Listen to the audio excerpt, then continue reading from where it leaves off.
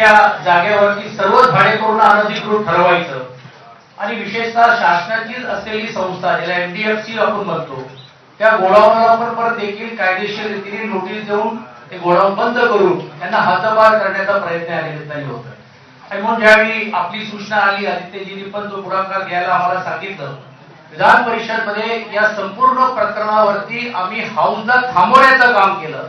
कारण मुंबई शहरातला मूळ असलेला आद्य समाज जो कोळी बांधव आहे याला जर हद्दपार करण्याचं काम जर कोण करत असेल तर आमचा पक्ष हा स्वस्थ बसणार नाही.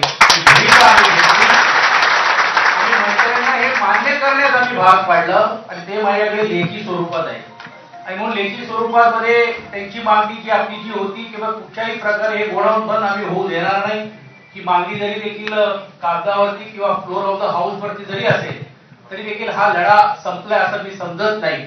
त्यासाठी तुम्ही सर्वजण संघटित राहण्याची गरज आहे. कारण एका बाजूला सॉल्ट प्लॅन्ट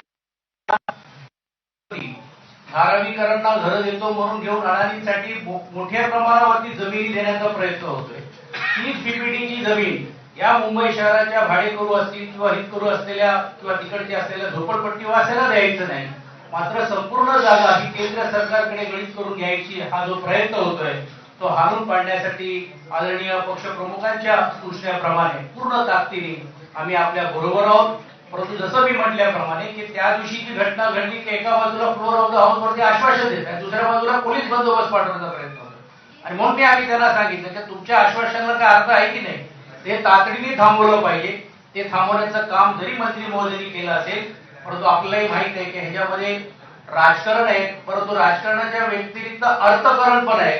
कारण रिडेव्हलपमेंटच्या नावाखाली ही मोकळी जमीन आणि जागा काहीतरी त्याच्यात वेगळे भेद करण्याचा प्रयत्न होतोय का ही सावधगिरी रीतीने आपल्याला याच्यात लक्ष ठेवावं लागेल. आणि म्हणून मी आपल्याला सर्वांच्या समोर आश्वासित करतो की राज्य सरकारवरती हा दडपण राज्य सरकारच्या वेळप्रसंगी विरोधात लढण्यासाठी विधानसभा आणि विधान परिषद मध्ये आम्ही अवगत आहोत. परंतु लोकसभेमध्ये पण आदरणीय भाईच्या नेतृत्वाखाली इकडे देखील पूर्ण पद्धतीने पक्ष म्हणून आम्ही तुमच्या बरोबर राहण्याचं काम आम्ही करू. कारण हा निवड तुमच्या पुरता मर्यादित राहायचा नाहीये. आदित्यजी ज्या भागाचा प्रतिनिधित्व करतात त्या वडील कोळी बांधवांसाठी पण देखील ज्यावेळी महत्वाचा विषय आला त्यावेळी देखील आवाज उठवण्याचं काम त्यांनी केलं.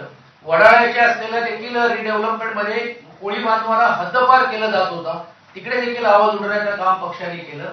धारावीमध्ये असलेलं पण देखील जे कोळीवाडे त्याने हद्दपार करण्याचा प्रयत्न होतोय, तिकडेही पक्ष म्हणून होतोय, पक्ष म्हणून घेऊन पुढाकार आपण घेतोय.